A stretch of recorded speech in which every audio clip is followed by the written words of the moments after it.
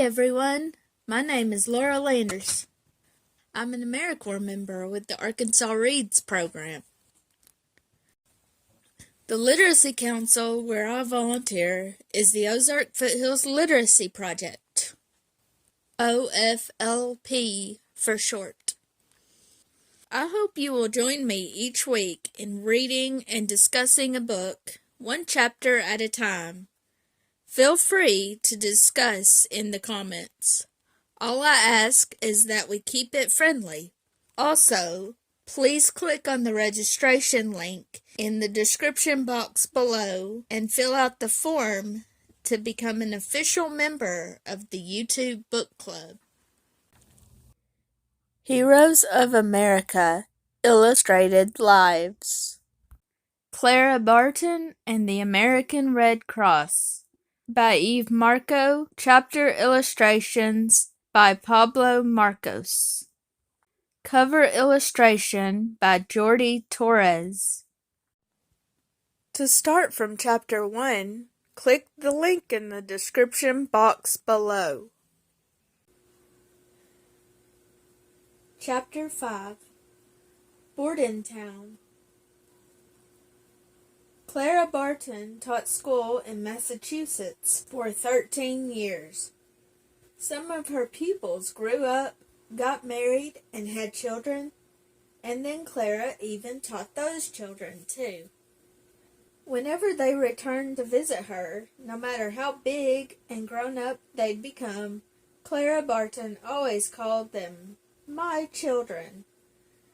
She thought of all her pupils as her own children. Every single one. In 1850, Clara decided it was time for her to be a student again, not just a teacher. So she went to study further at a teacher's institute in Clinton, New York. 2 years later, she decided it was time for a short vacation. So one beautiful day in late spring, Clara traveled to the town of Bordentown, New Jersey, to see her friend Mary Norton. The two young women planned to spend 3 weeks together, talking, walking, picnicking, and just having fun. But one day, as they walked in the streets of Bordentown, Clara stopped in her tracks. "That's funny," she said. "Look, Mary." Mary looked, then turned to her friend. "I don't see anything." "Yes, you do," Clara replied. "Look again." Mary looked across the street and said, "I just see 3 boys on the other side of the street, Clara." "That's just it, Mary. What are these young boys doing on the street on a weekday? They're supposed to be in school." Without waiting for an answer, Clara walked over to one of the boys who was standing on the corner with his friends. "Young man," she said, "aren't you supposed to be in school right now?" The boy looked at the pretty woman standing in front of him. "Maybe I'm supposed to be, miss," he said, "but there is no school for me."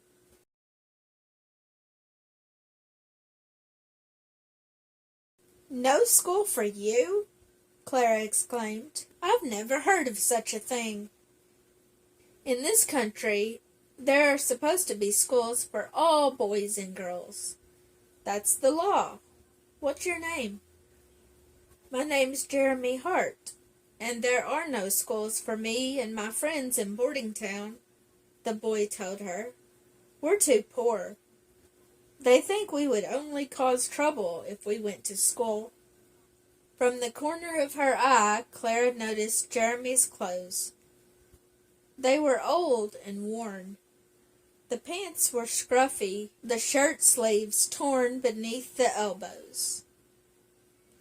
Her face softened. She held out her hand and touched his arm. "Jeremy, if there were a school for you and your friends, would you go?" Jeremy's face lit up immediately. "Oh, yes! I want to learn how to read and write. I want to learn how to do sums. Otherwise, I'll end up poor, just like my father. I'll open up a school for you, Clara said, and I'll teach you reading and writing and arithmetic myself. That's a promise.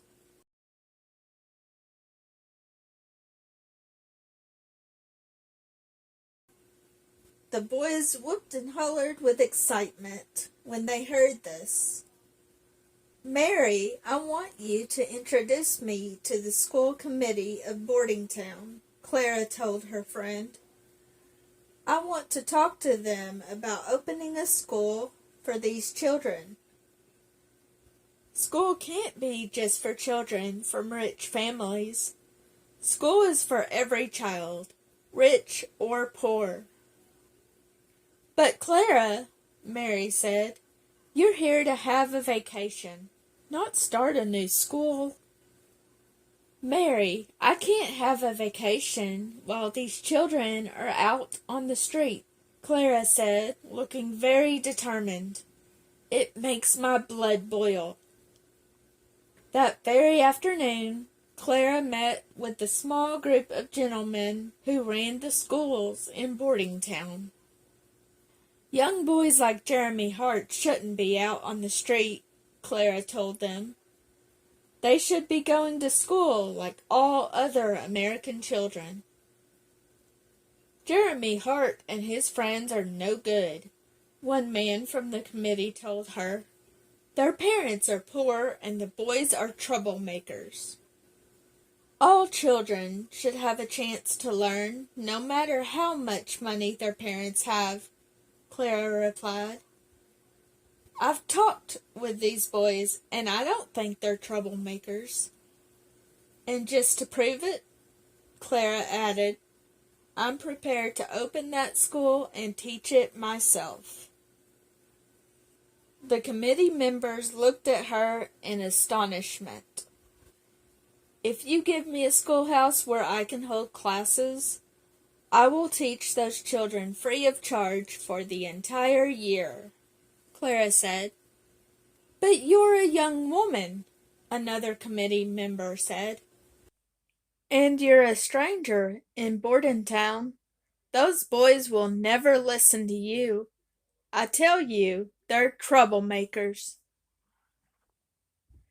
I've been teaching in Massachusetts for 13 years, Clara said spiritedly. And in those 13 years, my pupils have taught me as much as I've taught them.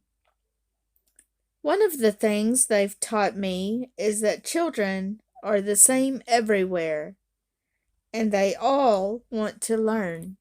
If I can teach in Massachusetts, I can teach in Boardingtown. If you give me the schoolhouse, I will teach these children. You'll see. The committee members looked at each other. They'd never met a teacher like this before.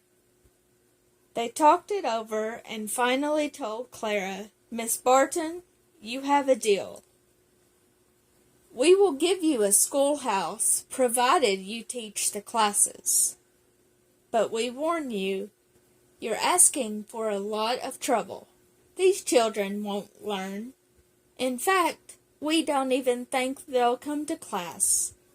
But if you're ready to try, we'll help you. On the first day of school, Clara opened the schoolhouse and waited, full of excitement and anticipation.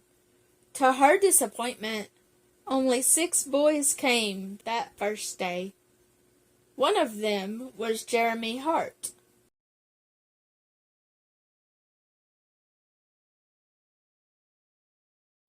How do you like your new school, Jeremy?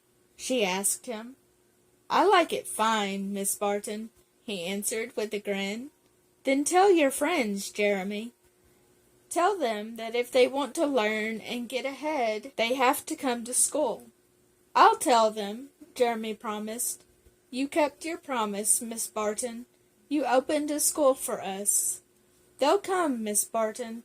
They want to learn, same as I do. Jeremy was right. the word soon spread that there was a school open for all the poor children. More and more young boys and girls came to school every day. Clara taught in Boardingtown just as she had taught in Massachusetts.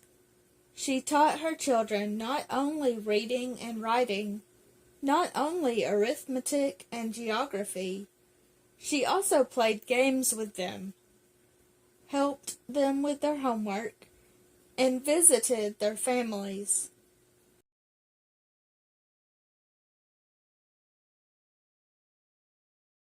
By the end of the year, 600 children were coming to school.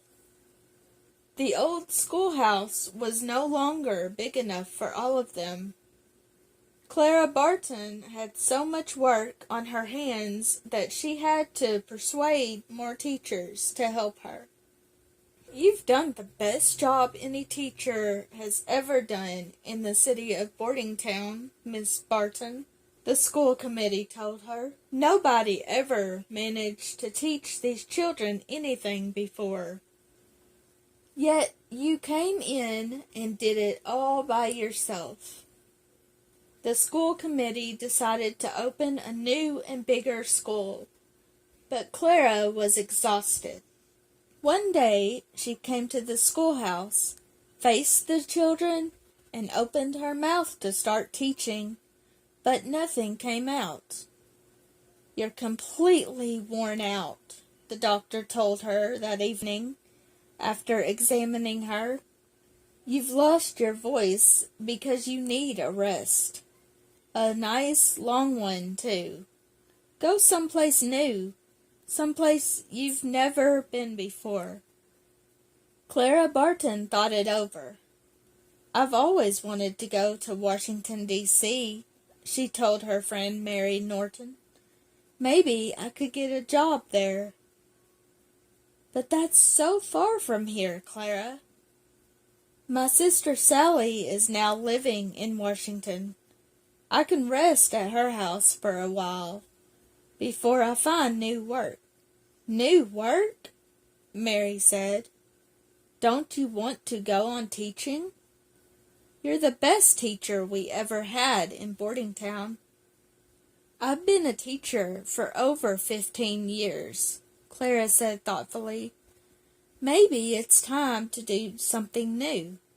And if I'm going to do something new with my life, something I've never done before, what better place to do it than in our nation's capital?" So Clara went to Washington, D.C. She was right. A new life was waiting for her. Something she'd never done before. Something no woman in America had ever done before.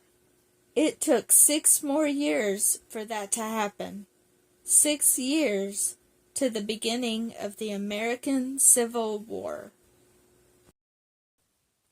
Clara Barton, Chapter 5, Discussion Questions. Number 1. How do you know that Clara Barton truly cared about her students?